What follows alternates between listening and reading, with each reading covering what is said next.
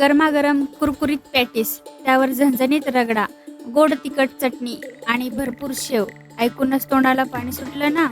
चला तर मग आज बनवू या सर्वांच्या आवडीचा चटपटीत रगडा पॅटीस.